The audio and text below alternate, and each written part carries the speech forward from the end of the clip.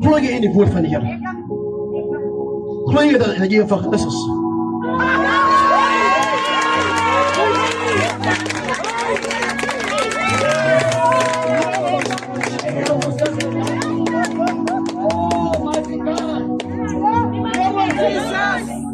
Moet nie wat mense jou moet agter.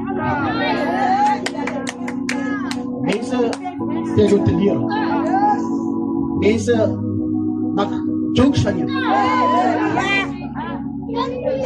Maar God wat vir jou joke.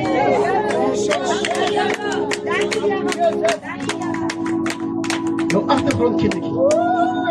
Jou agtergrond was dier mekaar. Ken ek jou? Ken jy van my? As ek as 'n goma, as vir die Here. Wie is so? Here. January, February, March, April, May, June, July, Augustus, September, Oktober. Wat gebeur Oktober maand jullie? Wat gebeur jullie Oktober maand? Laas jaar. Jy moet goed gewees het, Oktober maand. Maar die Here was oor jou lewe gewees. As jy daar gaan staan net toe, dan gaan jy onthou wat Oktober gaan doen. Die Here sien jou, God bless you.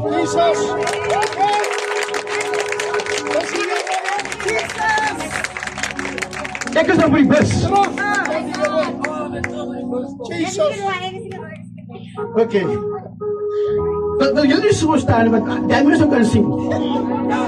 Maar hulle moet een deel voelen van Godse mensen.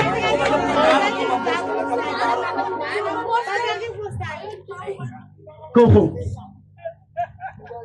Toen je apostolic en grote toen pijn je op je hart de vanda toe maken. Wanneer was het geweest? Oktober man. Toen hij kon die serie doorgaan, je onder was ijskoud en sklaaf hè, maar die boe, dat van je gedacht dat de vuur waren. Oké.